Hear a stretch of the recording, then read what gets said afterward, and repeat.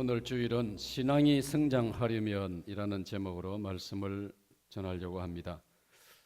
평소에 늘 제 마음에 관심, 또 숙제, 부담, 또 책임감은 여러분들의 우리 사익동교회 공동체, 우리 또 장년 어르신들만 아니고 저 주일학생 이르기까지 우리 공동체 모든 구성원들이 신앙이 정상적으로 그리고 단계적으로 그리고 점점 더 계속해서 지속적으로 성장하는 것입니다. 그래서 오늘 그 주제를 강조하려고 합니다. 다 같이 한번 제목 같이 합시다. 신앙이 성장하려면, 즉 이것은 신앙이 성장해야 된다는 것을 강조하는 것입니다. 그리고 마지막으로 어떻게 하면 신앙이 성장할 수 있을까? 성경에서 몇 가지 답을 제시하려고 합니다. 여러분, 이스라엘 사람들이 자녀 교육을 얼마나 잘하는가 하는 것은 이미 자타가 공인하고 전 세계적으로 다 알려져 있습니다. 유태인의 자녀 교육법 하면은 지구상의 모든 나라, 모든 문화를 초월해서 모든 부모들이 본받고 싶어하고 배우고 싶어하는 것입니다. 유태인들의 자녀 교육 가운데 하나는 또 어떤 것이 있느냐 하면은 아이가 태어나면은 기념으로 마당에 뜰에 자그마한 나무를 하나 심는다고 합니다. 왜냐? 그 아이가 이제 아장아장 걷기 시작하면서 그 나무를 보면서 자라게 하는 것입니다. 나무가 자연스럽게 잘 대체적으로 자라지 않습니까? 그 자라는 나무를 보면서 나도 자라는구나. 하나님께서 나무를 자라게 하시듯이 하나님이 나를 자라게 하시는구나. 그래서 내가 키도 자라고 몸도 자라고 마음도 자라고 믿음도 자라야 되는구나. 자연스럽게 그걸 깨닫는다는 것입니다. 우리가 누가복음 2장 끝에 보면은 예수님의 어린 시절을 묘사하는 기록이 나와 있는데 아이가 자라며 강하여지고 하나님의 은혜와 지혜가 그 위에 있더라. 할렐루야. 그러니 결과적으로 하나님과 사람에게 사랑스러워 가시더라. 그렇게 기록되어 있습니다. 사랑하는 여러분, 우리 예수님께서 이 땅에 오셨습니다. 이 땅에 2000년 전에 오신 목적은 우리를 구원하러 오셨습니다.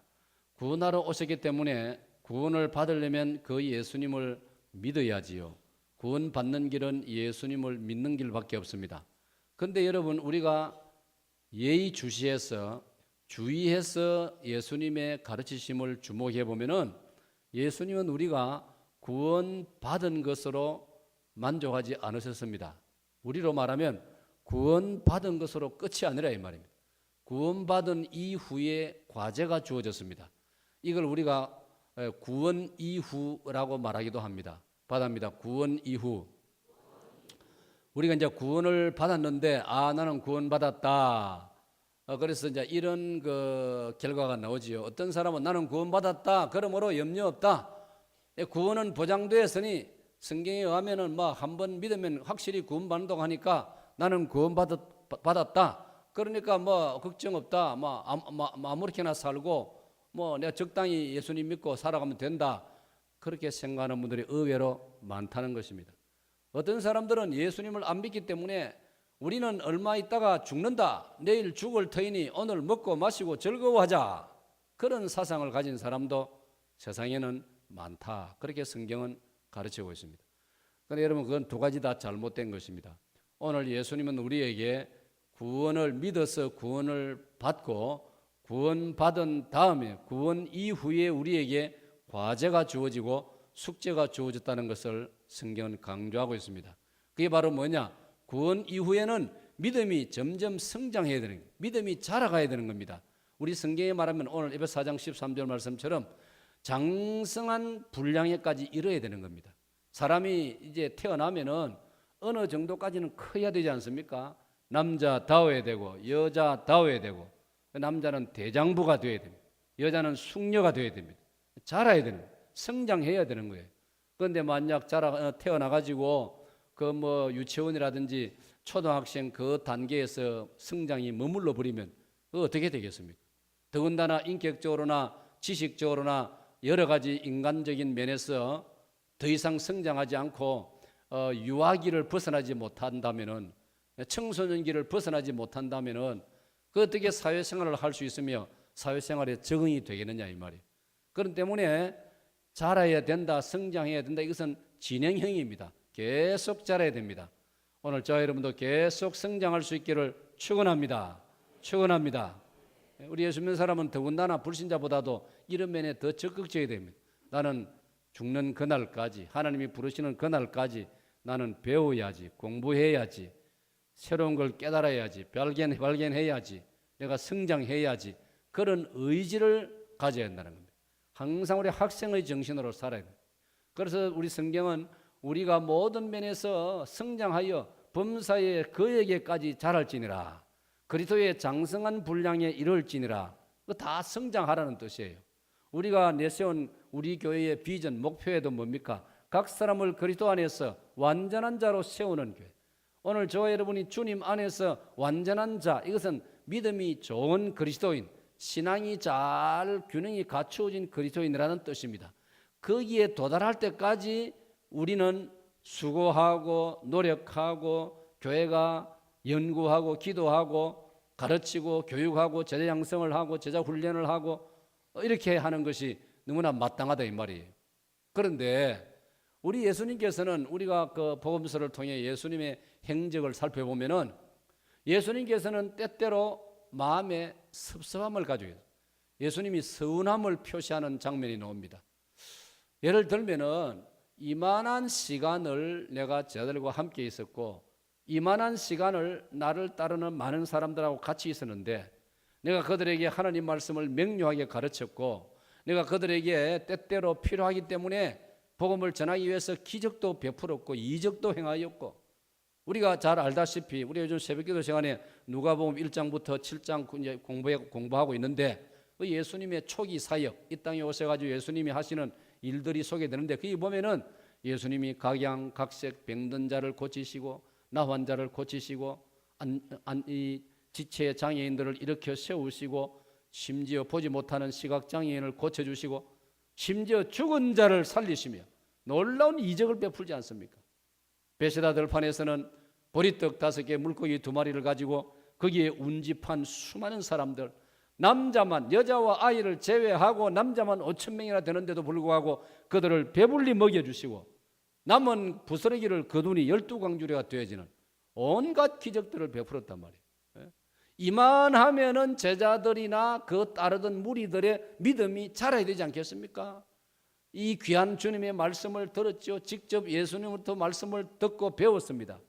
예수님이 베푸시는 그 놀라운 기적을 친히 목격을 하였습니다. 부인할 사람이 아무도 없습니다. 직접 눈으로 보았는데요. 그 복음서를 읽어가면요, 예수님을 권력적인 정치적인 면에서 예수님을 견제하고 예수님을 싫어하던 그 바리새인들이나 서기관의 집단들은요, 할 수만 있으면 예수님 꼬투리를 잡으려고 그랬단 말이에요. 그런데 그 예수님의 행적을 지켜본 자기의 수하들이, 자기의 부하들이 와서 말하기를 우리가 그분이 하는 것을 다 보고 들었기 때문에 부인할 수가 없습니다. 그분이 선지자가 아니라고 말할 수도 없고 그분이 자기 스스로 하나님의 아들이라 하는데 그렇지 않다고 할 수 없습니다. 왜? 우리가 직접 가서 보고 들었습니다. 우리 눈 보는 앞에서 그런 이적이 벌어지고 나 환자가 고침을 받고 이게 어디 있을 수 있는 일입니까? 이런 일을 들어본 적이 있습니까? 그러니까 그 서기관과 바리새인과 지도자들도 할 말이 없어가지고 이걸 어떻게 해야 되느냐 고민에 고민을 거듭하고 있다는 그런 말씀이 나온단 말이에요. 그런데 우리 예수님이 마음속에 아까 제가 말씀드린 대로 서운한 마음이 계신다 이 말이에요. 무슨 말씀이냐면은 도대체 너희들의 믿음이 좀 왜 안 자라느냐, 믿음이 좀 자라면 좋겠다. 다른 표현을 보면은 너희들 마음속에 성령님의 불이 좀 붙었으면 좋겠다. 너희들의 마음속에 불이 붙을 때까지 내 마음이 얼마나 답답하겠느냐. 예수님이 그런 말씀하셨어요. 예수님이 때로는 옆에 계심에도 불구하고 제자들이 불안해하고 마음이 흔들리고 두려워하고 그런 경우도 있었다 이 말이에요. 갈릴리 바다를 지나가는데 갑자기 폭풍이 일어났습니다. 그러나 그 배 안에는 예수님이 계셨어요. 그러면 뭐 불안하지 말고 예수님이 하나님의 아들이시고 우주 만물을 창조하신 창조 주인 되신다는 것을 제자들은 이미 배웠단 말이에요. 예수님한테 직접 들었단 말이에요. 그리고 믿는다고 고백도 했단 말이죠. 그러면 아이고 예수님 드디어 태풍이 왔습니다. 폭풍이 왔습니다. 예수님 어떻게 좀 해주이소. 그러면 될 건데 제자들이 불안해가지고 안절부절 어쩔 줄 모르고 공포에 질려가지고 그랬단 말이에요. 그때 예수님께서 야 이 사람들아 믿음이 적은 자들아 왜 의심하였느냐 왜 염려하였느냐 너희 믿음이 어디 있느냐 그렇게 예수님께서 책망을 하시는 것입니다. 사랑하는 여러분 오늘 예수님은 저 여러분을 쳐다보실 때 큰 관심이 여기 있다 이 말이에요. 우리의 믿음이 자라기를 예수님은 관심을 두고 계신다 이 말이에요. 오늘 그러므로 저 여러분 예배 드리면서 우리가 또 하나님 말씀을 오늘 이제 읽고 또 제가 여러분에게 말씀을 이렇게 설명을 하고 설교를 하고 하면서 우리 믿음이 자라는 복된 시간 되시기를 축원합니다. 성경은 믿음이 자라야 한다고 했어요. 믿음이 적은 자들아 왜 믿음이 없느냐 왜 믿음이 적으냐. 누가복음 17장 5절에 보면 그러므로 너희들이 하나님 아버지께 기도하여 믿음을 더 달라고 기도해라. 믿음을 달라고 기도해라. 신앙이 자라야 한다 이 말이에요. 누가복음 18장 7절에 보면은 예수님께서 이런 말씀을 하셨어요. 그러나 내가 세상에 다시 올 때 세상에서 너희들에게서 믿음을 보겠느냐 믿음을 보겠느냐 그렇게 말씀했습니다. 저는 그 구절을 묵상할 때마다 때로는 가슴이 덜컥덜컥 아이고 예수님 오실 때 예수님이 인정하시고 예수님 마음이 흡족해 할 만한 믿음이 별로 없다는 뜻인데 큰일 났네. 주여 누가복음 17장 5절을 인용해가지고 주여 저에게도 믿음을 더하여 주시옵소서. 다 같이 하겠습니다. 시작. 주여 저에게 믿음을 더하여 주시옵소서. 기도하라고 했습니다. 이 제목으로 기도하라고 했습니다. 여러분 하나님께 기도하셔가지고 우리의 믿음이 날마다 더해지기를 축원합니다. 우리의 신앙이 성장하기를 축원합니다. 그러니 예수님께서 그 점을 안타까워하셨단 말이에요. 너희들 믿음이 좀 더 있으면 좋겠다. 어떤 면에서는 기대하지 않았던 사람들이 믿음이 좋았어요. 가나안 여인 자기 딸이 흉악히 귀신 들렸는데 이 여인 예수님이 와가지고 주여 내 딸을 좀 고쳐주시옵소서. 내 딸을 좀 고쳐주시옵소서. 주님께서 그 가나안 여인의 믿음을 보고 너는 여자여 안심하라 네 믿음이 크도다. 네가 구원을 받고 네 딸이 고침을 받았노라. 할렐루야. 예수님께서 그 가나안 여인을 보고는 네 믿음이 크도다 했다. 이런 믿음을 가져야 되는 거예요. 이런 믿음을 우리가 가져야 되는 거예요. 우리가 새벽기도에 배웠습니다. 가버나움의 로마군 장교 백부장 얼마나 그 사람도 믿음이 참 아름다운 독특한 믿음이었습니다. 자기 집에 하인이 병들었습니다. 그런데 로마군 장교임에도 불구하고 자기 집에서 일하는 일꾼에 불과한 그 하인, 그 성경 누가복음 읽어보면요, 백부장이 그 하인을 사랑하였더라. 자기가 사랑하는 하인이 병이 들었더라.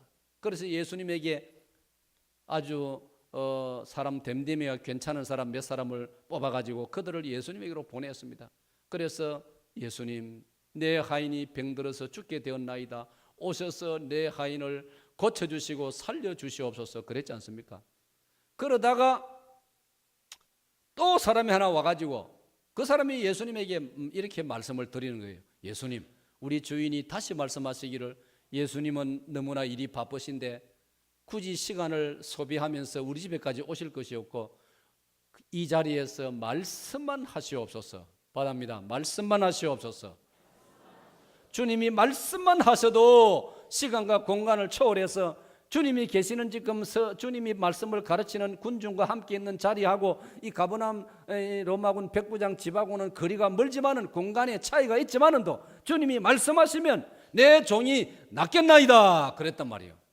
예수님이 그 백부장의 그 메시지를 전달받고 나서 얼마나 마음이 흡족하시는지 사방을 둘러보시면서 말씀하시기를 내가 이스라엘 중에서도 이만한 믿음을 만나보지 못하였노라. 네 집에 그 하인이 나았노라. 할렐루야. 사랑하는 여러분, 로마군 백부장은 우리처럼 이런 신앙적인 환경을 가지고 있지 못했습니다. 그는 로마군 장교니까 범사에 얼마나 바쁘겠습니까? 군대를 돌본단 말이에요. 병사들을 돌보고 로마군의 그 위에 상급 지휘관들의 지휘를 받고 연락을 기다리고 항상 그런 대기 상태에 있는 사람이다. 그럼에도 불구하고 그는 믿음이 그렇게 좋았단 말이에요. 예수님 말씀만 한마디 해주시면 내 하인이 나을 줄 믿습니다는 믿음을 가졌더라 이 말이에요. 그래서 예수님께서 내가 이스라엘에서 이만한 믿음을 만나보지 못하였노라. 오늘 사랑 여러분, 우리는 그 아브라함 백부장에 비하면 신앙적으로 환경이 조건이 훨씬 우리는 좋습니다. 그러므로 우리도 기도하여서 우리의 믿음이 좋은 믿음이 되고 우리의 신앙이 날마다 성장되어야 할 줄로 믿습니다. 여러분, 성경을 보니까 베드로 사도도 자기가 열심히 복음을 전하고 지금으로 말하면 열심히 목회를 하는데 신앙이 자라지 못하는 사람들이 들어 있었습니다. 그런 상황을 자기가 살펴보고 나서는 마음이 안타까워 가지고 베드로 사도가 이런 기록을 우리에게 남겨주었습니다. 베드로전서 3장 10절 11절을 보면은 생명을 사랑하고 좋은 날 보기를 원하는 자는 혀를 금하여 악한 말을 그치며 그 입술로 거짓을 말하지 말고 악에서 떠나 선을 행하고 화평을 구하며 그것을 따르라. 그렇게 말씀했습니다. 뿐만 아니라 베드로전서 4장에도 보면은 뭐라고 기록을 해놨냐면은 그 후로는 다시 사람의 정욕을 따르지 않고 하나님의 뜻을 따라 육체의 남은 때를 살게 하려 함이라. 너희가 음란과 정욕과 술취함과 방탕과 향락과 무법한 우상 숭배를 하여 이방인의 뜻을 따라 행한 것은 지나간 때로 족하도다. 여러분, 여기 우리가 주목할 것은 베드로전서 4장 2절을 보면은 이런 말씀이 이렇게 시작됩니다. 바다입니다. 그 후로는, 다시 그 후로는, 사랑하는 여러분, 그 후로는, 이 말은 예수님을 믿기로 한 이후로는 그 말입니다. 예수님을 모르던 때, 예수님을 믿기 전에는 너희들이 네 마음대로 살은 건 그거는 내 상관 안 한다. 이미 지나간 일이고, 너희들이 예수님을 믿기 전에는 육체의 정욕을 따라 살았고 음란과 정욕과 술취함과 방탕과 향락과 우상숭배 이런 육체적인 욕심을 따라 살았지 않느냐. 그건 그 지나간 것으로 족하다. 지나간 때가 족하다. 너희들 예수님 안 믿을 때 실컷 놀아보았지 않느냐, 그런 뜻이에요. 너희들 교회 안 나왔을 때, 예수님 모를 때 이 세상에서 너 하고 싶은 것도 하고 먹고 싶은 것도 다 먹고 보고 싶은 것도 다 보고 뭐 나쁜 것이라 생각 안 하고 네 마음대로 다 살았지 않느냐. 그런데 이제는, 이 말, 이제는 예수님을 믿고 나서는 받아봅시다. 이제는 믿음이 자리를 잡아야 되고 믿음이 뿌리를 내려야 되고 그 믿음 뿌리를 내린 데서 자라나가지고 싹이 나고 가지가 나고 잎이 나고 꽃이 피고 열매가 맺고 그런 믿음이 성장해야 된다. 믿음이 자라야 된다는 걸 강조하고 있는 것입니다, 여러분. 이게 안 되면은 상당히 심각한 문제라 예수님께서는 그렇게 말씀하고 있습니다. 마태 7장 21절에 나더러 주여 주여 하는 자마다 천국에 다 들어갈 것이 아니요 오직 하늘에 계신 내 아버지의 뜻대로 행하는 자라야 들어가리라. 그 아버지의 뜻대로 행한다는 말이 뭡니까? 믿음이 자라는 걸 말합니다.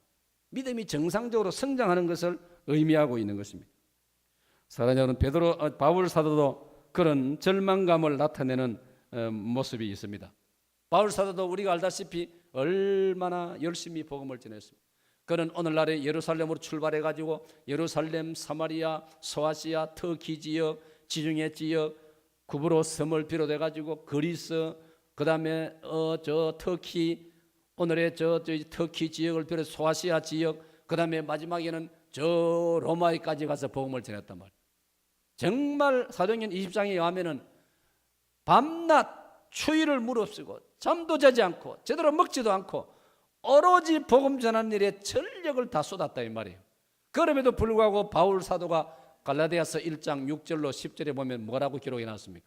거기 보면 바울 사도가 내가 너희들에게 진정한 복음 예수 그리스도와 그의 십자가, 예수 그리스도의 십자가의 피 흘리심과 그 피 흘리신 예수 그리스도의 이름과 그 십자가의 복음을 믿어야만 구원을 받는다.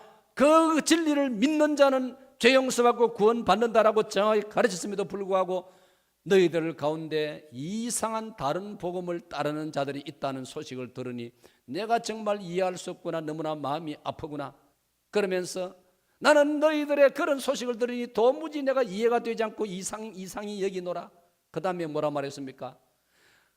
하늘에서 온 천사라 할지라도 참된 복음 예수 그리스도와 그의 십자가를 통한 구원 외에 다른 소리를 짓거리면 그에게는 그는 저주를 받을지어다. 그리까지 기록하고 있습니다. 갈라디아 6장 1장 6절로 10절에. 신앙이 성장하지 않고 엉뚱한 방향으로 흐르고, 그 말은 요즘 말로 말하면 이단의 유혹에 넘어가고 이단의 꼬드김에 그만 속아 넘어가고, 이게 있을 수 있느냐? 그런 유치한 그런 것에 어떻게 따라갈 수 있느냐? 이단이 뭐더냐? 이단은 결국 돈을 노리고 있는 것이 이단이고, 이걸 봤지 않습니까? 얼마나 나쁘게 수법을 해가지고 돈을 많이 끌어모았는지. 엊그제 정부에서 그 이단 대장 구원파라는 무슨 판지, 뭐 8원 판지 9원 판지, 하여튼 그 4,300억 원인가 돈 지금 그 정부에서 딱 차단했지 않습니까? 모든 그 재산 적어도 이 정도 이상 되기 때문에 그거 다 정부에서 환수하기로 지금, 그래가지고 세월호 희생당한 가족들에게 나중에 보상금으로 그걸 돈을 쓰려고 한다.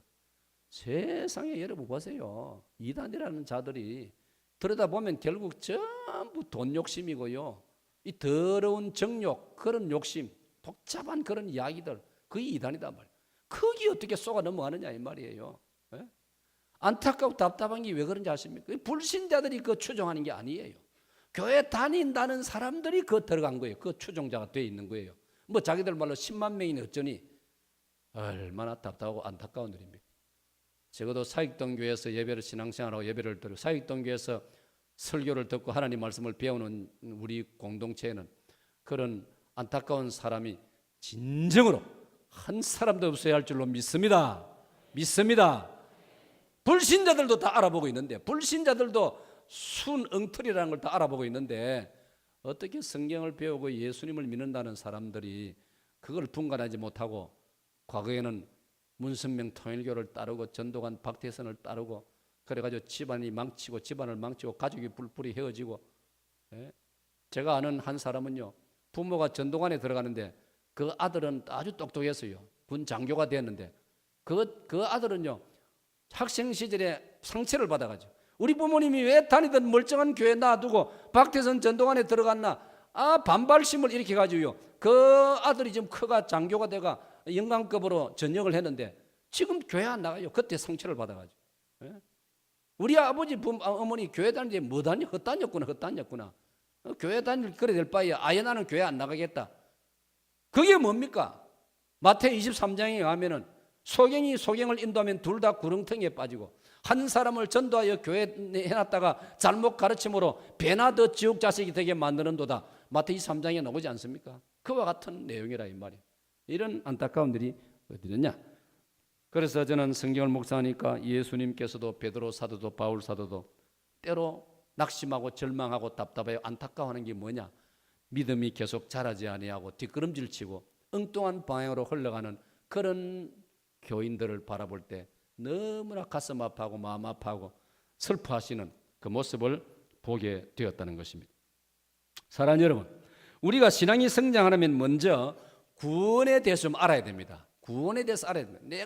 내가 믿는 기독교의 구원을 알게 되면은 내 신앙이 확실하게 되어지고 내 믿음이 성장하게 되어지는 것입니다. 그래서 신앙이 성장하려면 먼저 구원에 이르는 과정을 알아야 합니다. 우리가 구원에 이르는 순서와 내용을 알아야 됩니다. 자, 큰 1번 다 같이 읽어주세요. 시작.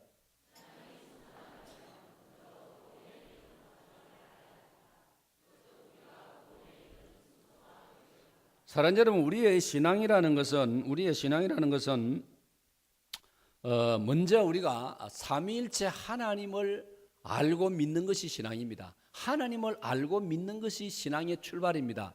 그래서 우리 사도신경을 고백하면 우리 예배 시간에 하지 않습니까? 새벽 시간에는 뭐 늘 매일 하는 것이고, 전능하사 천지를 만드신 하나님 아버지를 내가 믿사오며.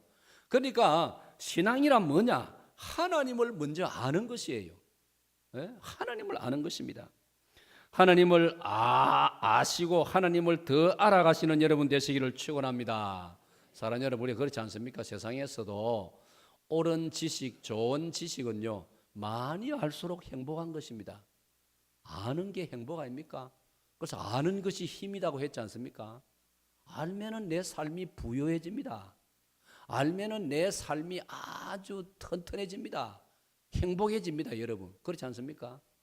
우리가 옛날에 뭐 난 놓고 기억자 모른다는 말도 있었지만, 난 놓고 기억자 모르면 얼마나 답답합니까, 여러분? 안 그렇습니까? 그러면 그를 깨우치면 그 기쁨이 얼마나 큽니까? 거기다가 다른 언어를 배우면 또 얼마나 기쁨이.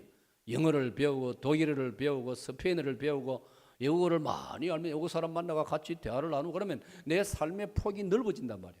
내 삶이 아주 다양해지고 정말 행복해진다 이 말이에요.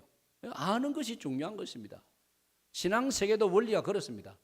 삼위 하나님을 알아야 됩니다. 하나님을 알게 되면 알게 될수록 얼마나 우리 마음속에 감격이 일어나고 우리 마음속에 감탄사가 절로 나오고 우리 심령 속에 찬송이 터져 나올 줄로 믿습니다. 오늘 여러분들이 각 가정마다 예배 마치고 사모에 오신 여러분들도 푸른 초장 33호가 나오는데 한 가정마다 한 권씩 받아 가십시오. 거기 보면은 우리 김정규 집사님이 그 우주에 놀라운 우주에 대한 뭐 짧은 글이지만 글이 써져 있는데 우주의 신비로움을 알면 알수록 감탄사가 절로 나오고요. 주 하나님 지으신 모든 세계 내 맘속에 그리어볼 때 하늘의 별 울려 퍼지는 뇌성 주님의 권능 우주에 찾네. 주님의 높고 시작. 주님의 높고 위대하심을 내 영혼이 찬양하네. 주님의 높고 주님의 높고 위대하심을 내 영혼에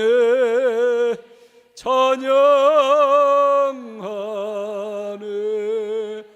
할렐루야. 이 우주를 공부하고 배우고 알아만 가도 찬탄이 나오고 감탄사가 나오고 노래가 나오고 찬송이 나오는데 이 우주를 창조하신 하나님을 더 알게 되면은 우리의 신앙이 얼마나 부유해지는지 모른다 이 말이에요. 할렐루야. 이 은혜가 있으시기를 축원합니다. 축원합니다. 예? 예를 들자면 그렇다 이 말이에요. 예? 우리가 남자들이 군대 가면은 주로 이제 우리가 병력 의무 감당하고 제대를 합니다. 주로 다 병사로 사병으로 갑니다. 참 그렇지 하나님 은혜로 저는 장교로 갔더니 병사로 제 동기생들 대학 시절에 대부분이 다 병사로 갔단 말이에요. 그 저는 이제 장교로 간 덕분에 거기서 이제 군생활 하는 동안에 여러 장군들도 만나게 되고 지휘관들 장군들도 제가 군대 군목이고 장교니까 장군들하고 만날 기회가 많이 생긴단 말이에요. 그분들하고 대화를 나누고 보면 그분들하고 교제를 나누고 그분들 같이 예배를 드리고 일하다 보면요 그분들 그 세계도 알게 되어지고 야, 이 장군의 세계, 야, 그 제가 그때 하나 깨달은 게 뭐냐, 야, 대한민국 장군 진짜 아무나 장군 되는 게 아니구나. 그 육사 자기 동기생들 그 당시에는 400명이 졸업하는데 장군 되는 사람은 한 5명 6명밖에 안 돼요 마지막에. 야, 역시 그 중에서도 장군 될 만한 사람이 장군 되었구나. 자기들이 말 안 해도 우리가 겪어보면서 그런 어떤 인상을 느끼게 되더라 이 말이에요. 그분들의 세계를 알게 되니까 야, 이 참 하늘의 별 하늘의 별 따기라 하다마는 진짜 이거 장군 이거 아무나 되는 게 아니고 이 대단한 것이구나. 뭔가는 또 다른 차원이 다른 뭔가 보는 눈이 다르고 말이요. 그런 세계가 있더라고 말이죠. 우리가 그렇습니다. 하나님에 대해서 우리가 더 알수록 우리의 신앙이 더 부유해지고 우리의 신앙이 더 성장하는 줄로 믿습니다. 그래서 성경에 보면은 너희가 거의 시편 38절인지 보면 38편인지 보면은 너희가 하나님을 맛보아 알지어다. 하나님을 맛보아라 이 말. 하나님을 경험하라 이 말. 하나님께서 한번 알아보라 이 말. 하나님의 위대하심 놀라우심을 너희가 인격적으로 한번 경험을 해보아라 이 말입니다. 그러면 신앙세계가 더 우리의 신앙세계가 폭넓어지고 위대해지고 놀라워진다 이 말이에요. 이 은혜가 있으시기를 축원합니다. 그래서 아까 말씀드린 대로 요한복음 17장 3절에도 영생이 무엇이냐, 영생은 유일하신 참 하나님과 그의 아들 우리 주 예수 그리스도를 아는 것입니다. 아는 것입니다. 하나님을 더 잘 알고 예수님을 더 잘 알고 우리 예수님이 소개하신 마지막 성령님에 대해서 알면 알수록 우리의 신앙이 성장하고 우리의 신앙이 튼튼해지고 확실해지는 줄로 믿습니다. 우리 신앙 성장하려면 이 삼위 하나님을 잘 알아야 된다 이 말이에요. 우리 찬송가에도 예수도 알기 원하면 크고도 높은 은혜와 예수 더 알기를 원하면 예수님을 더 알기를 원해야 되는 거예요. 예? 말씀을 통해서 알고 기도하면서 예수님을 느끼게 되어지고 설교를 들으면서 예수님을 더 알게 되어지고 여러분이 집에 성경을 읽으면서 복음서를 읽으면서 예수님에서 알게 되어지고 제가 어떤 선배 목사님 책을 한번 읽다가 이스라엘 성지순례 갔다 온 이야기가 적혀 있었는데 일단 탐복을 했어요. 그 목사님이 너무나 순수하고 뭐 아주 평범한 너무나 쉬운 문장으로 글을 썼음에도 불구하고 이제 감동으로 다가왔어요. 뭐냐? 그 목사님 이스라엘 가가지고 그 지역의 인솔자를 따라서 성경에 나오는 이름대로 가보니까 다 있더라리입니다. 성경에 나오는 나사렛이 가보니까 이스라엘의 나사렛이 있고 예수님이 그것도 이제 기적을 행하신 가버나움에 가니까 가버나움이 있고 도시가 있고 갈릴리 바다가 있고 그래서 자기는 그걸 가서 확인하면서 뭐 확인하면 별 절차 복잡한 것도 아니고 이 동네 이름은 나사렛이고 이 동네 이름은 가버나움이고 예수님이 여기서 제자들을 부르시고 여기에 로마군 백부장이 있었고 하니까 너무 마음이 기쁘더라는 겁니다. 이야, 역시 우리 성경 말씀은 그대로구나, 진리로구나. 소박하면서도 그걸 깨달을 때 기쁨이 넘쳤다는 거예요. 그걸 제가 읽으면서 이 목사님이 정말 순수한 마음이고 이 목사님의 믿음이 정말 순수하구나. 제가 또 그 책을 읽으면서 은혜를 받게 된 것이에요. 하나님을 더 알아가시기를 축원합니다. 예수님을 더 알아가시기를 축원합니다. 성령님을 더 알아가시기를 축원합니다. 그 알아갈수록 우리의 믿음이 성장한다 이 말이에요. 우리의 믿음이 자란다 이 말이에요. 그 다음에는 여러분 우리 믿음이 자라려면 죄에 대해서도 알아야 됩니다. 죄에 대하여 알아야 된다 한다 해가지고 또 오해하지 마세요. 목사님 오늘 목사님 그런 말씀했으니까 내가 오늘부터 저 세상으로 가가지고 한번 죄에 대해서 알아보겠습니다. 한번 경험을 해보겠습니다. 또 그래 해석하면 큰일 납니다. 그런 뜻이 아닙니다. 그래 안 가봐도 성경에 다 나와 있어요. 뭐가 죄인지 성경에 다 기록되어 있단 말이에요. 성경을 통해서 죄에 대하여 알아야 할 줄로 믿습니다. 죄에 대하여 알아야 죄를 멀리할 수 있고 이거는 죄구나, 이거는 이러면 안 되구나, 이거 해서는 안 되구나. 십계명을 우리가 왜 낭독합니까? 왜 주일 예배 때 객주로 왜 십계명을 낭독합니까? 알아란 말이에요. 계명을 알아야 될 거 아닙니까? 계명을 모르면 이게 죄인 줄을 모른다. 로마서 읽으면 그 말이 나오죠. 계명이 없으면 죄가 죄인 줄 우리가 모른다 했습니다. 그러므로 계명의 유익은 죄를 우리에게 알 수 있게 하는 것이 계명의 유익이다. 거짓말하지 말라. 계명이 없으면은 내가 하루 종일 막 떠들어 놓고도 내가 이게 뭐 거짓말 행기 죄인지 아닌지 전혀 감각이 없다 이 말이에요. 그런데 거짓말하지 말라. 십계명이 있기 때문에 나도 모르게 거짓말하고 나면 양심의 가책을 느끼고 직접 그 사람한테 사과를 하든지 안 그러면 주여 제가 나도 모르게 거짓말을 했습니다. 용서하시고 제 입술에 파수꾼을 세워 주시옵소서. 할렐루야. 계명이 그렇다 이 말이에요. 그 때문에 성경이 말씀하시는 바에 의해서 죄를 분별할 줄 알아야 한다는 것입니다. 그래야 죄를 멀리할 수 있고 죄와 싸울 수 있고 죄를 이길 수 있는 겁니다. 지피지기면 백전백승이라고 했지 않습니까? 상대방을 알고 나를 알면은 100번 싸워서 100번 이길 수 있다. 죄에 대해서 이 죄는 특징이 뭐며 이 죄는 어떻게 되느냐? 자꾸만 어떤 사람은 그 물질에 욕심을 내는 사람이 있다고 하지 않습니까? 뭐 백화점 가면 자꾸만 살살 안 보는 사이에 훔쳐 가방에 집어넣고 이런 탐욕을 가진 사람도 있단 말이에요. 그런 사람은 어떻게 해야 되느냐? 자기 성경에 가면 가진 바로 족한 줄을 알아라. 성경 거라지. 지금 네 있는 것으로 충분하다. 바울 사도는 뭐라 하나? 디모전 6장 6절에 보면요. 디모전서 6장 7절 8절에 보면은 우리가 세상에 올 때 가지고 온 것이 없음에 죽을 때도 가지고 가지 못하리니 이 땅에 있을 동안에는 먹을 것과 입을 것이 있은즉 족한 줄로 알지어다. 할렐루야. 성경을 통해 그렇게 딱 배우면은 이 물질에 대한 죄 유혹에 대해서 정리가 딱 되어진단 말이에요. 내 있는 것이 충분하구나. 있는 것도 다 못하겠구나. 여러분 집에 장롱열에 보면 솔직히 옷이 얼마나 많습니까 여러분? 근데 그거 다 입습니까? 1년 내가도 손도 안 대는 옷도 얼마나 많습니까? 여성 여러분 집에 주방에 부엌에 가면은 그 찬장 속에 있는데 그릇 얼마나 쌓아놨습니까? 그릇 장사하려고 합니까? 뭐 하려고 합니까? 손도 안 대면서 많이 쌓아놓지 않습니까? 그래놓고는 또 백화점 가가지고 아이고 요거 좋네, 저거 좋네, 아이고 저거 어떻게 할까? 그게 한국 욕심이라 이 말이에요. 물론 또 사주야 장사가 또 장사 되기도 하지만은 원칙을 따지면 그렇다 이 말이에요. 성경이 말씀하기를 있는 바로 족한 줄로 알지니라. 할렐루야. 부부도 마찬가지예요. 성경 보면 우리가 타락한 인간에서 그렇지, 성경에 보니까 네 아내로 족한 줄로 알지어다. 예?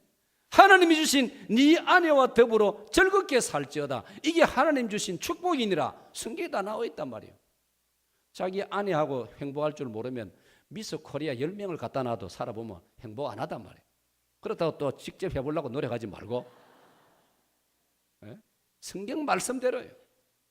마음만 바로 먹으면 하나님이 내게 주신 현재의 것으로 충분하고 행복한 줄로 믿습니다. 예를 들면 여러분, 지구상에서 어느 나라가 제일 살기 좋다고 말합니까? 스위스. 여러분, 제가 스위스, 그래서 꿈에도 그리던 스위스를 가봤더니요, 제네바를 갔습니다. 제가 물어서 제가 혼자서 독일에 있을 때 제네바 공항에 내려가지고 차를 타고 가서 시내로 들어왔는데, 이제 칼빈 선생님 목회한 교회를 찾아가려고 하니까 지하도로 건너, 지하도로 가다가 내려가다가 내가 낙심해서 지하도 벽에다가 막 스프레이 가지고 온갖 그 이상한 걸 다 그려놓고 엉망진창해. 우리나라는 그때 그런 게 없을 때 내가 그때 딱 실망했어요. 아이고, 지구상에서 가장 아름다운 나라 알프스가 어떻고 뭐 캐삼에서 말 가장 아름답다. 아이고, 스위스 와 보니까 막 지하도가 얼마나 더러운지 내가 막 그때 실망했어요. 그래서 내가 깨달았어요. 이 땅 위에 별로 좋은 것은 없다.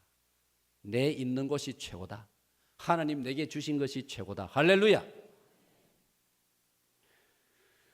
여러분, 그렇습니다. 그래서 우리가 구원에 이르려면 이런 것을 깨달아가지고 우리는 오직 예수님만 믿어야 한다는 것입니다. 예수님만 믿어야 돼. 왜 예수님만 믿어야 되느냐? 하나님께서 우리 인간에게 구원 얻는 도리, 길은 예수님만을 허락해 놓으셨다는 겁니다. 할렐루야. 할렐루야. 여러분, 이 세상에도 보면요, 어떤 모든 분야의 법이라는 것은 딱 그 분야의 법은 한 가지입니다. 요건 힘들면 두 번째 방법을 할 수 있고 그런 게 없어요. 딱 한 가지입니다. 한 가지. 예? 딱 법은 한 가지예요. 우리가 구원 얻는 길도 딱 한 가지, 예수님 뿐인 줄로 믿습니다. 사도행전 4장 12절, 천하 인간의 구원 얻을 만한 다른 이름을 우리에게 주신 일이 없음이니라. 요한복음 14장 6절, 내가 곧 길이요 진리요 생명이니 나로 말미암지 않고는 아버지께로 올 자가 없느니라. 요한복음 3장 36절에 아들이 있는 자에게는 영생이 있고 아들이 없는 자에게는 하나님의 진노가 머물러 있느니라. 할렐루야. 왜 그렇습니까? 예수님만이 하늘로서 내려오신 분이고, 석가모니, 공자, 소크라테스, 훌륭하다는 사람, 이 사람 저 사람 모두 다 이 땅에서 태어난 사람이에요. 아버지 어머니 부정 모혈로 태어난 우리와 같은 인간이라 이 말이에요. 예수님은 하늘에서 내려오신 분이심을 믿습니다. 하늘에서 내려오신 하나님의 아들이시고 성자 하나님이시고, 예수님은 우리를 위해서, 우리의 죄짐을 지기 위해서 사람으로 오셨지만은 그분은 죄가 하나도 없는 분이시다 이 말이에요. 그래서 그분만이 우리를 구원해 주실 수 있음을 믿으시기를 축원합니다. 축원합니다. 베드로전서 1장 18절 19절, 우리가 알거니와 우리가의 조상의 망령된 행실에서, 조상의 망령 행실이란 말은 우상 숭배하고, 우리나라로 말하면 조상 제사나 지내고 하나님도 모르고 하나님께 감사할 줄도 모르고, 조상의 망령된 행실에서 우리가 구원을 받은 것은, 죄 용서를 받고 하나님 나라 들어갈 수 있게 된 것은 은이나 금같이 없어질 보배로 된 것이 아니고 오직 흠 없고 점 없는 누구라고요? 어린 양 예수 그리스도의 보배로운 뭐로? 피로 된 것이니라. 할렐루야. 이 베드로전서 1장 18절 19절에 그러니까 다른 길이 없단 말이에요. 그래서 예수님만 믿어야 되는 거예요. 예수님만 믿어야 할 줄로 믿습니다. 받아봅시다. 오직 예수, 오직 예수. 이 예수님이 십자가에서 구원을 다 이루어 놓으셨단 말이에요. 이 요한복음 19장 30절입니다. 예수님이 십자가에서 피를 다 쏟으시고 난 다음에 마지막 숨을 거두시기 전에 마지막 남기신 말이 다 이루었다. I fulfilled. 다 이루었다. 예수님의 십자가 죽으심으로 2000년 전에 우리 인류를 위한 구원을 예수님이 다 완성해 놓으신 줄로 믿습니다. 저와 여러분은 이제 이 사실을 받아들이기만 하면 되는 겁니다. 받아들입시다. 다시 한번 예수님 받아들입니다. 받아들여야 됩니다. 받아들여야 됩니다. 받아 안 들이면 소용이 없어요. 무슨 말입니까? 선물을 앞에 아무리 놔두고 그 선물을 제공하는 분이 하나씩 가져가 있어 해도 내가 안 가져가면 아무 소용이 없습니다. 그 선물 나하고 관계없습니다. 그 주인의 고마운 사람의 말을 믿고 가져가면 그거 내게 되는 거예요. 내게 되는 거예요. 받아들여야 되는 거예요. 선물은 받아야 되는 거예요. 예? 주중에 월드비전에서 저에게 좋은 선물을 보내요. 예? 아주 멋있는 티셔츠를 보내와가지고 색깔이 아주 과감한 색깔이에요. 멋있는 색깔. 그 내가 아래 금요일인데 금요일을 내가 그걸 입고 주방에 갔더니 금요 중보기도회가 모여 있다가 날 보고 막 내가 그렇게 박수를 많이 받은 적이 없어요. 막 박수 갈채 한호성을 지르는데 막 아이고 옷 좀 색깔이 좀 화려한 거 입었다고 막 얼마나 좋아하는지 목사님 앞으로 그런 옷을 입으세요 그러더라고요. 그 내가 기분이 좋아가지고 어제도 입고 지금 그랬는데 그걸 만약 그 선물을 내가 외면하고 안 받으면 나하고 상관이 없다 이 말이에요. 내가 기분 좋게 받아가지고 입으니까 내 것이 됐다 이 말이에요. 구원도 예수님이 다 이루어 놓으신 것을 나는 받기만 하면 되는 겁니다. 받으시기를 축원합니다. 받는 것도 못 받습니까? 이래 다 해놓은 걸 갖다가. 그래 이걸 저는 그 묵상하다가 그게 생각났어요. 우리 어머님들이 혹은 이제 결혼하고 나면 우리가 아내들이 밥상을 차려놨단 말이에요. 차려놓은 밥상도 못 먹어가 되겠습니까? 차려놓은 밥상 앞에서 투덜대고 반찬 투정대고 반찬 투정하고 차려놓은 밥상 앞에 오지도 않고 자기 방에 그냥 앉아가지고 음식 다 씻게 만들고 이러면 그것도 한두 번이지 나중에는 막 부인들이 막 화가 나가지고 먹기 싫으면 그만둬버리라고 막 예를 들어서 그런 마음이 안 들겠습니까? 밥상을 차려놓으면 성큼 와가지고 아이고 감사합니다 하고 맛있게 먹어야 되는 거 아닙니까? 성경을 읽어보니까 구원이 바로 그런 거예요. 예수님이 다 다 만들어 놓았어요. 우리는 주님의 이름을 내세우면서 받아들이기만 하면 되는 줄로 믿습니다. 로마서 10장 9절 10절에 보면은 너희가 만일 예수 그리스도께서 하나님의 아들이신 것과 하나님께서 그를 죽은 자 가운데서 다시 살리셨다는 것을 네 마음으로 믿으면 구원을 얻으리니. 그래 놓고 10절에 가면은 사람이 바랍니다. 마음으로 믿어 의에 이르고 입으로 시인하여 구원에 이르느니라. 그것도 못하는 사람 어디 있습니까? 여러분? 그것도 못하겠다고 하면 할 수 없, 도리가 없지요. 마음으로 믿습니다. 주여 제가 주님을 믿습니다. 주님이 이루어놓으신 십자가의 구원의 그 도리를 제가 받아들입니다. 믿습니다. 주님이 십자가에서 흘리신 보혈은 저 죄를 용서하기 위하심인 제가 믿습니다. 주님을 영접하오니 환영하오니 주여 제 마음속에 오시옵소서. 주님이 이루어놓으신 그 구원을 제가 받기를 원합니다. 저를 긍휼히 보시고 저를 기억하여 주시옵소서. 할렐루야. 이게 구원을 받아들이는 거란 말이에요. 이거 못하면은 다른 도리가 없지요. 그럼 마지막으로 신앙이 이제 성장하려면 어떻게 해야 되느냐? 우리가 구원을 받고 나면 서두에 제가 말씀드렸죠. 구원받은 것으로 나는 땡이다. 나는 이제 끝났다.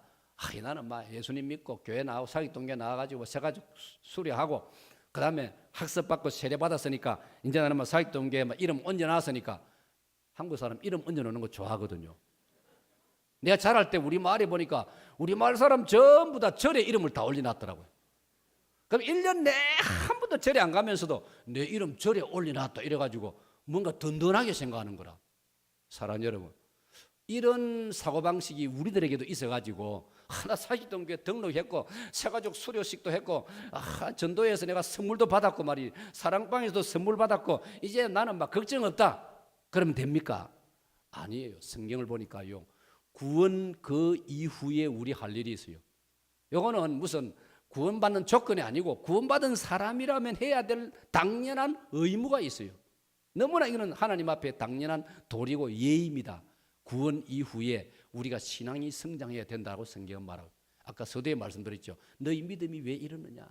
내 믿음이 이것밖에 안 되느냐? 네 믿음이 아직 초보 수단이냐? 예? 히브리서 보면 나오지요. 초보적인 단계에 그냥 머물러 있느냐? 우리가 아이를 낳아가지고 키우면요 얼마나 세월이 잘 가고 아이들이 금방금방 자라지 않습니까?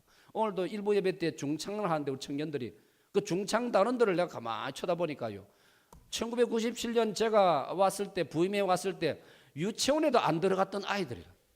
유치원 들어갔던 아이들은 대학 벌써 졸업 다 했고 유치원에도 안 들어가가 엄마 손잡고 아장아장 걸어오던 아이들이 지금 대학생이 돼가지고 오늘 일부 예배 때 중창 단원 요 앞에 나가 찬송을 불렀다 이 말이에요. 금세 지나가는 거예요. 그게 당연한 거 아닙니까? 유치원, 초등학교, 대학생 되고 커지고 어른 되고 결혼도 하고 잘해야 되는 거예요. 우리 신앙이 안 자라고 그대로 가만히 있으면은 수상하다 이 말이에요. 정말 이 사람 예수님 믿는 사람인가 의심스럽다. 예수님을 진실로 믿는 사람은 믿음이 자라게 되어 있다 이 말이에요. 그래서 여기에 우리 관심을 가져야 돼요. 그래서 오늘 설교의 제목이 신앙이 성장하려면, 자, 세 번째로 구원 이후 신앙은 계속 성장해야 됩니다. 신앙이 성장하려면 어떻게 하면 될 것입니까? 첫째로 다 같이요 시작. 예수님께서 말씀하셨습니다. 시험에 들지 않게 깨어서 기도하라. 기도하지 않으면 신앙이 안 자랍니다. 기도하지 않으면 마귀가 우리의 믿음을 빼앗아갑니다. 잘 들으세요. 기도하지 않으면 마귀가 시험을 합니다. 기도하지 않으면 그 시험에 통과할 수가 없습니다. 학생이 공부 안 하면 시험을 어떻게 통과할 수 있습니까? 예? 대학에서 기준으로 하면 최소한 60점을 받아야 D학점. 그 대학 시험은 좀 어려우니까 60점 이상을 받아야 D학점 받아 통과한단 말이에요. 우리가 신앙이 자라려면 기도해야 되면 기도 안 하면 마귀가 시험하고 마귀 시험에 못 이긴다 이 말이에요. 그러면 시험이 마귀한테 꽉 잡혀 있으면 믿음이 안 자라는 거예요. 기도함으로써 시험을 이기고 온갖 유혹을 이기고 기도함으로써 믿음이 자라시기를 축원합니다. 축원합니다. 그러면 기도 중에 가장 대표적인 새벽기도를 힘써야 돼요. 새벽기도 힘써야 됩니다. 할렐루야 찬양대 새벽기도 힘쓰기를 축원합니다. 아멘 한 사람 책임지세요. 일주일에 한 번은 적어도 나오세요. 토요일 날 꼭 나오고 말. 내가 누님 봤습니다. 다 내가 봤습니다. 토요일 날 보고 안 놓은 사람 예배당에서 만나면 길에서 만나면 내가 따질 겁니다. 어떤 사람은 따질 줄 알고 도망가는 사람도 있더라고요. 담임 목사 보면 인사는 안 하고 저쪽에 뭐 옆으로 싹 세보낸 사람도 있고 내가 뭐 송충입니까? 내가 왜 날 피합니까? 만나면 반갑다고 서로 인사하고 이래야 되는데 참 그나 서수하더라고요. 예? 또 설령 제가 여러분을 몰라볼 수도 있지 않습니까? 제가 세교인들이나 또 너무 잘 내가 모를 수 있어요. 여러분들은 저를 다 알지 않습니까? 담임 목사는 한 사람이니까 여러분 중에 나를 모르는 사람 누가 있습니까? 우리 국민들 중에 박근혜 대통령 모르는 사람 누가 있습니까? 대통령은 우리를 다 모르지 않습니까? 대통령은 저도 몰라. 저를 보고도 모를 거예요. 그러나 여러분은 저를 아니까 여러분이 저를 보고 아는 척 해주고 인사도 하고 이래야 되는 거예요. 그러면 제가 지나가다가 덕담도 한마디 할끼고 아이고 잘 계십니까? 아이고 복 받으이소 내가 인사도 할끼고 예? 지금 새벽에 잠을 못 이뤄서 불면증에 걸려가 힘들어 약도 먹게도 잠도 안 오고 해가지고 이렇게 새벽기도 지금 저 안수기도 지금 2번인가 이래 받았는데 어제 토요일 새벽에는 오셔가지고 목사님 감사합니다. 그래서 감사 헌금도 하나님께 올리고 또 내보고 밥 사 먹으라고도 밥값도 조금 주더라고요. 목사님 감사합니다. 이제 내가 잠을 너무나 잘 자고 있습니다. 할렐루야, 할렐루야. 목사한테 인사해가지고 뭐 손해볼 거 하나도 없습니다. 예? 아는 척을 해요, 아는 척. 기도가 뭐냐? 저는 성경을 통해서 기도는 하나님과 인사하는 기도는 하나님과 교제하는 겁니다, 여러분. 그러므로 기도를 이상하게 종래의 생각을 들어서 기도는 힘들고 딱딱하고 지루하고 그런 개념이 아닙니다. 우리 육신을 가지면 좀 그런 면도 있겠지만 기도의 원칙은 알아야 됩니다. 받아봅시다. 기도는 하나님과 교제하는 것입니다. 할렐루야. 그러니까 그 찬송가 가사 그 찬송가를 지은 분은 밤 깊도록 동산 안에 주와 함께 있고 싶으나 기도의 동산에 계속 머물고 싶으나 그런 노래를 불렀지 않습니까? 그 다음에 우리가 신앙이 성장하려면 매주일 하나님 앞에 감사 예물을 드려야 됩니다. 시작. 매주일 감사 예물을 드린다. 사랑하는 여러분, 시편 50편 23절을 보니까요. 시편 50편 23절에 하나님은 감사로 제사를 드리는 자를 하나님은 잊어버리지 아니하겠다. 그런 사람에게 하나님의 구원을 보이리라. 너무나 놀라운 축복을 약속해 놨습니다. 우리 감사라는 거 뭐 별 거 있습니까? 사실 하나님 앞에는 별거 아무것도 아니지 않습니까? 그러나 우리 감사하는 마음으로 하나님께 예물을 드리면 다 같이 읽습니다. 시작. 감사로 제사를 드리는 자가 나를 영화롭게 하나니 그의 행위를 옳게 하는 자에게 내가 하나님의 구원을 보이리라. 할렐루야. 그리고 세 번째, 우리 믿음이 신앙이 잘 성장하려면 전도하면 신앙이 강해집니다. 전도에 동참해야 됩니다. 전도대에 동참을 하고 어떤 모양으로든지 전도를 노력하고 복음을 전하기만 하면은 내 믿음이 성장한다는 겁니다. 여러분 경제 기업에 보니까요, 영업 사원으로 훈련을 쌓아 놓으면 그 사원은 앞으로 무슨 일을 맡겨놔도 다 한다 이 말이에요. 책상에 앉아서 펜대만 굴리는 사원하고 밖에 나가가지고 버스 안에서, 지하철 안에서, 열차 안에서, 사람들 모인 곳에서 자기 회사를 선전하고 자기 회사 제품을 소개하고 그런 훈련을 한 4, 5년 받으면요, 그 사원은 그 회사에서 강한 일꾼이 되어진다 이 말이에요. 우리가 복음을 전하면 우리의 신앙이 나 자신을 위해서 내 믿음이 강해진다는 것을 여러분 잊지 마시기를 바랍니다. 네 번째, 우리 믿음이 장성하면 어떻게 되느냐? 네 번째로 다 같이요, 시작. 작은 모임, 소그룹, 사랑방, 남녀 전도회에 꼭 참여하시라. 여러분, 우리 믿음이 자라려면 혼자서는 안 됩니다. 창세기 2장에도 하나님 사람이 혼자 있는 걸 좋아하지 아니하셨더라. 전도서 4장 9절에도 보면은 혼자 있으면 넘어지겠거니와 혼자 싸우면 패하겠거니와 두세 사람이면 넘어져도 일으켜 줄 수가 있느니라. 할렐루야. 사람이 우리가 다 사람이 약합니다. 컨디션 좋을 때는 건강해 보이고 용기 있어 보이지만요, 사람입니다. 어떤 계기를 만나면 한없이 약해집니다. 한없이 약해집니다. 말할 수 없이 약해집니다. 이번 주중에 세미나를 했는데 목회자 세미나도 우리 밑에 예양홀에서 가졌습니다. 우리 강산 목사님, 내 친구 중에 목사님 한 분, 자기가 어려움을 겪게 얼마나 약해지느냐, 사람 하나도 없는 무인도로 가서 살고 싶었어. 무인도로 가서. 얼마나 사람이 약해졌으면, 사람은 사회적 동물인데, 사람은 사회에서 어울려 살아야 되는데 얼마나 약해졌으면 아무도 없는 무인도에 가서 살고 싶어. 그러니까 제가 약해졌다는 이야기를 간증을 하는데, 참 우리가 같이 은혜를 받고 깨닫고 서로서로 사람에 대해서 이해를 할 수 있고 그렇게 되었다 이 말이에요. 그러므로 여러분, 사람은 혼자 있으면 안 된다. 같이 어울려서 작은 모임, 소그룹, 사랑방, 남녀전도회, 이건 우리를 도와주고 우리를 강하게 해주고 우리를 세워주고 우리를 격려해주는 그런 좋은 하나님 주신 선물인 줄로 믿으시기를 바랍니다. 바랍니다. 마지막으로 우리가 신앙이 성장하려면 매사에, 자 찬양대 시작. 자 우리 전체 한번 답 시작. 매사에 긍정하고 감사하라. 사랑하는 여러분, 정신적으로나 육체적으로도 건강한 사람의 특징은 뭔지 아십니까? 긍정적인 사람이에요. 긍정적인 사람. 항상 마음이 넓고 항상 낙천적이고 모든 걸 긍정적으로 보고, 아이고 예 그렇습니까? 우리 한번 해봅시다. 설령 결과를 장담 못하지만 이게 그렇게 억만금이 드는 문제가 아니라면 우리 한번 해봅시다. 예를 들어서 매사에 긍정적이고 그런 사람이 참 잘 자랍니다. 그런 사람을 또 다른 사람도 좋아합니다. 하나님도 그런 사람을 좋아합니다. 신앙의 영웅들 보니까 딱 긍정적인 사람. 지금은 한 치 앞도 안 보이지만은, 예? 조인계 목사님 옛날에 한참 목회할 때 보니까 들리는 테이프 한번 들어보니까 눈에는 보이는 것도 없고 귀에는 들리는 것이 없고 막 늘 그런 말씀 안 앞뒤거려요. 진짜 그런 정신을 가지고 살아온 분 아닙니까? 그러니까 몸에는 폐병이 걸려 있고 가난한 시골 울주군의 농촌 출신이고 아무것도 없는 그런 분이지만은 그렇게 그래도 큰 역사를 능력을 행했지 않습니까? 왜? 메사에 그분이 긍정적이지 않습니까? 메사에 긍정적. 처음에 나는 그 테이프 듣고 방송 듣다 처음에는 막 거부감이 생겨가지고 목사님이 눈에는 보이는 것이고 귀에는 들리는 것이 없고, 근데 나중에 제가 철들고 나니까요 그게 이해가 되더라고요. 그 좋은 자세라는 게 느껴지더라고요. 성경에 다 넣어놓은 말씀이거든요. 그걸 자기 말로 자기 것으로 딱 이렇게 소화를 했단 말이에요. 그러니까 자기 체질이 그래 된다 이 말이에요. 오늘 사랑하는 우리도 긍정적인 사람이 되시기를 축원합니다. 자기 신상에도 좋아요.